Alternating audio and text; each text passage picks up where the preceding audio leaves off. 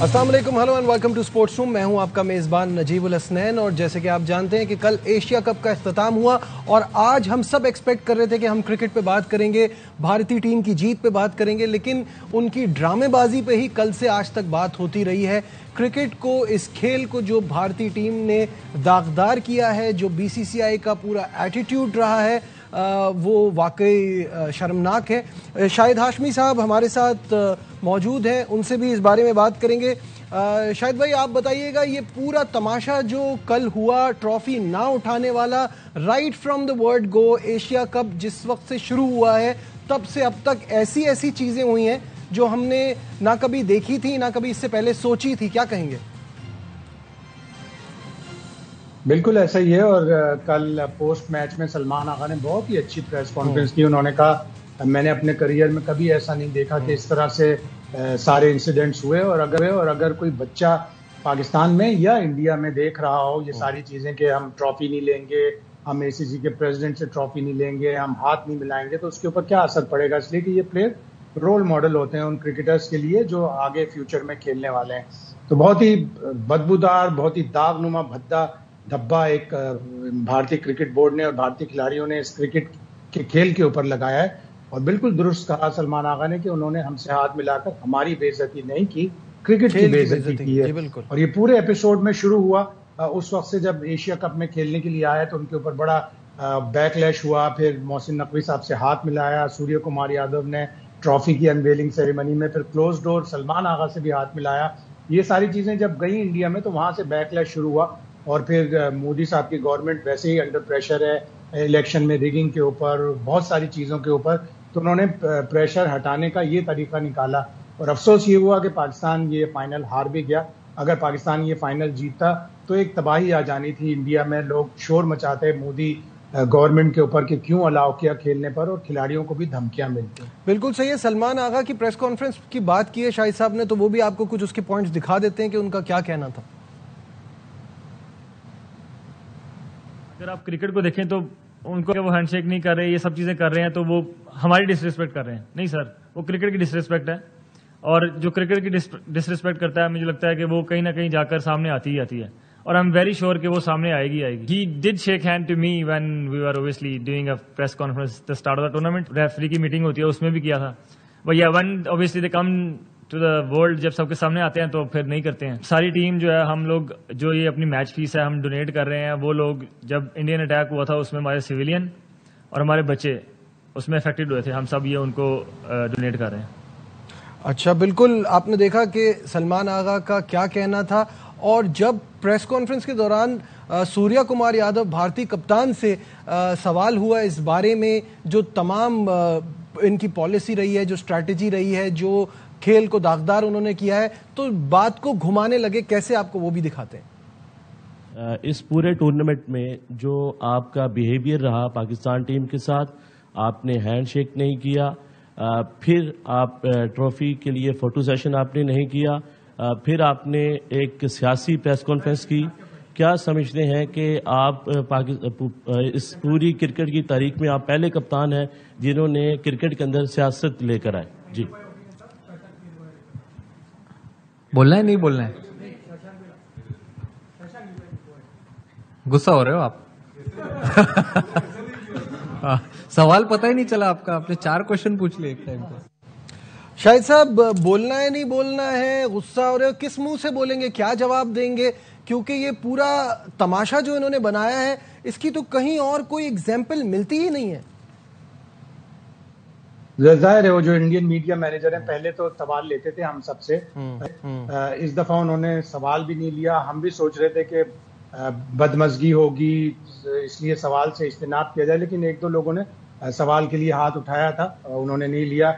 ये जिसने सवाल किया था, जाहिर है वो शायद जाने नहीं कि ये भारतीय सहाफ़ी है या पाकिस्तानी सहाफ़ी है, और उसने बड़ा अच्छा सवाल किया और सूर्य कुमार ने उसे मजाक में टाल दिया। पूरी उनकी प्रेस कॉन्फ्रेंस बड़ी मजाकिया अंदाज में, बड़ी, वो कभी अभिषेक शर्मा की मसल्स को हाथ लगा रहे थे कि जबरदस्त है, तेरा फॉर्म टेम्परेरी है या परमानेंट है, बार बार मजाक में उड़ा रहे थे। तो जाहिर है वो जो मशहूर मुहावरा है कि किसियानी बिल्ली खंबा नोचे, वो खंबा नोच रहे थे। उन्होंने ट्रॉफी तो जीती, लेकिन पूरी दुनिया में इंडिया को पोर्ट्रे किया जा रहा है as bitter winners. Bitter losers होते हैं लेकिन बिटर विनर्स हुए। पाकिस्तान इस सारी चीजों में उसने अपना मौक़िफ़ भी मनवाया, स्टैंड किया मोहसिन नकवी साहब ने, पाकिस्तान क्रिकेट बोर्ड ने, और सलमान आगा ने जिस तरह अच्छे अंदाज में प्रेस कॉन्फ्रेंस की, जिस तरह उन्होंने अच्छे अंदाज में ट्रॉफी के सामने खड़े होकर फोटो शूट करवाया, ऑल्दो के सूर्य कुमार उसमें नहीं आए, तो सारी चीजों में पाकिस्तान का पल्ला भारी रहा। एक काश कि पाकिस्तान ये फाइनल भी जीत जाता। अपनी गलतियों से हमने ये फाइनल हारा।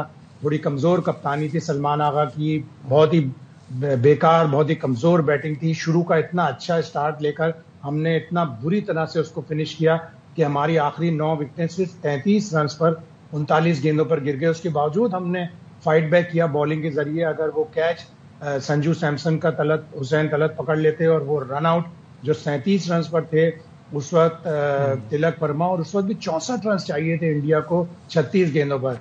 हारिस न जाने क्यों बैट्समैन को देख रहे थे। भाई बैट्समैन को आप देख लेते एक्शन रिप्ले में, आपके पास गेंद थी, आप फौरन विकेटें उड़ाते और उसके बाद एक्शन रिप्ले का इंतजार करते। बिल्कुल सही है। आप जो बातें कर रहे हैं वो सारी बातों को एक पैकेज में समेट लिया है कि पाकिस्तान से क्या गलतियां आई, क्यों हम हारे। शाहिद साहब, ये सारी गलतियां हमने एक जगह जमा करके देख तो ली हैं। शुरुआत हम करते हैं कि बैटिंग में हमें शानदार आगाज मिला। फिर ये दूसरी बार ऐसा हुआ इस इवेंट में कि हमने पूरी तरह से कंट्रोल अपने गेम पे रख के फिर उसके बाद इंडिया को दे दिया। यानी 113 पर 1 से 147 ऑल आउट का मतलब है 39 बॉल्स पे 33 रन्स बने और 9 विकेटें गिरी। It's such a big disaster. बिल्कुल ऐसा ही है। और फखर ने और साहबजादा फरहान ने इतना अच्छा 84 का आगाज किया था, वहां से फिर 10 विकेटें आपने 62 रन पर खो दी। कमाल ही की कोलैप्स थी। आज तक पाकिस्तान का ऐसा कोलैप्स नहीं हुआ, और T20 इंटरनेशनल में भी ये सेकंड वर्स्ट कोलैप्स है आखिरी 9 विकेटों का।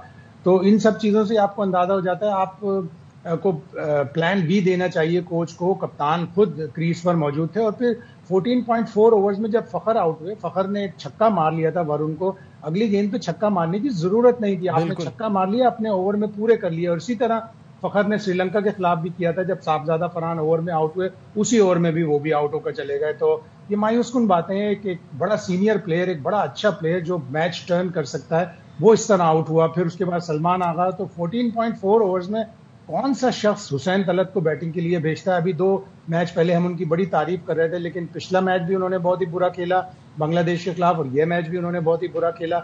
वही वाली बात है कि पाकिस्तानी प्लेयर एक मैच में रन्स बनाकर या विकेटें लेकर इतना बड़ा एक ख्वाब दे देते हैं फैंस को कि अब ये बहुत ही अच्छी प्रोग्रेस करेगा। शाहिद साहब, ये तो चले इतनी बुरी तरह प्रॉब्लम तो यहाँ ये आ रही है ना कि आपके 8 खिलाड़ी तो डबल फिगर्स में भी दाखिल नहीं हो पाए।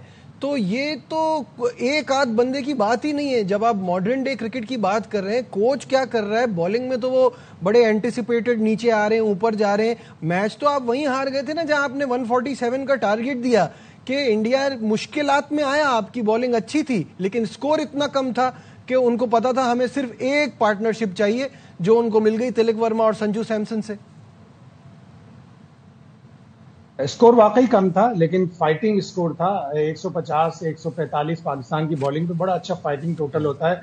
और हमें शुरू में अभिषेक शर्मा की विकेट मिल गई 20 रन पर। जब आपने 3 खिलाड़ी आउट कर लिए, वहां से 57 रन की एक शराकत बन गई। अगर संजू सैमसन जल्दी आउट हो जाते तो जाहिर है पाकिस्तान और प्रेशर डालता। फिर सलमान आगा की कप्तानी भी बड़ी कमजोर थी। आप देख रहे हैं कि इस पिच पर हमने 8 विकेटें स्पिनर्स को दी हैं, 4 कुलदीप यादव को, 2 अक्षर पटेल को, 2 वरुण चक्रवर्ती को। इस पूरे टूर्नामेंट में हमने 3 मैचों में इंडिया को 15 स्पिनर्स को विकेटें दी, 8 यादव को और बाकी 2 स्पिनर्स को 7। तो ये एक डिजास्टर है। और हमें अभी डोमेस्टिक क्रिकेट में बल्कि अभी से एक कैंप लगाना चाहिए 15-20 उन प्लेयर्स का जो T20 वर्ल्ड कप खेलेंगे, और उन्हें बताया जाए कि स्पिन कैसे खेली जाती है, स्ट्राइक कैसे रोटेट की जाती है और डॉट बॉल्स किस तरह अवॉइड। अच्छा, 30 सेकंड में बताइए हारिस रऊफ का क्या करना है। ये पहली बार तो नहीं है, फंसे हुए मैच में वो तो सामने वाली टीम को इतना इजी कर देते हैं उनके लिए।